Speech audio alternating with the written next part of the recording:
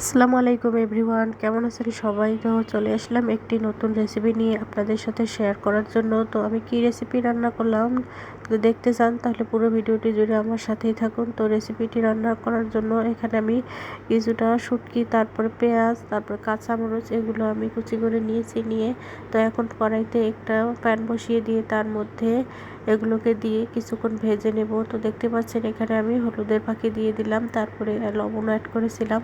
তো লবণটা অ্যাড করার পর এই তো দেখতে পাচ্ছেন এখন আমি কিছুটা ভেজে নেওয়ার পর তারপরে সামান্য পরিমাণ পানি অ্যাড করব। পানিটা অ্যাড করার কারণে হচ্ছে আপনার শুটকিটা হচ্ছে একটু সিদ্ধ হবে, সিদ্ধ হলে তারপরে এটা শুটকিটার গন্ধটা থাকবে না। শুটকিটা যদি ভালো করে সিদ্ধ না হয় একটু, তাহলে এটা কিন্তু খেতে ভালো লাগবে না, গন্ধ করবে।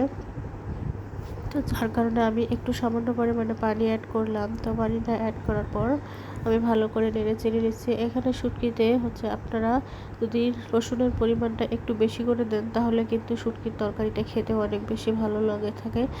তো আপনাদের মুখে যখন রুচি থাকবে না তখন কিন্তু আপনারা চাইলে এই রেসিপিটি একবার ট্রাই করে দেখতে পারেন, অনেক মজার হয়ে থাকে এই রেসিপিটি।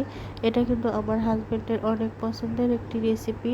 তো তারপরে তো দেখতে পাচ্ছেন এখানে আমি কলমি শাক কুচি করে কেটে নিয়েছি, তারপরে সাথে এখানে একটা আলু অ্যাড করেছি।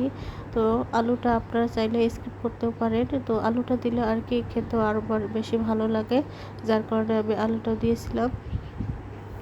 তো দেওয়ার পর তরকারিটা দেওয়ার পর তারপরে আমি কিছুক্ষণ ভেজে নেব, ভালো করে নাড়াচাড়া করে নেব, যাতে খেয়াল রাখতে হবে যাতে পুড়ে না যায়। তারপরে হচ্ছে এখানে আমি ভালো করে নেড়ে চেড়ে দিতেছি।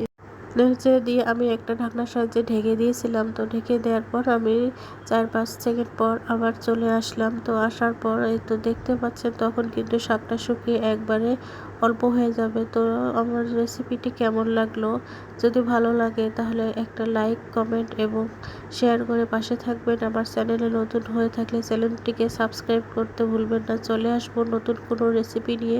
সে পর্যন্ত সবাই ভালো থাকবেন, সুস্থ থাকবেন, আমার জন্য দোয়া করবেন। আল্লাহ হাফেজ।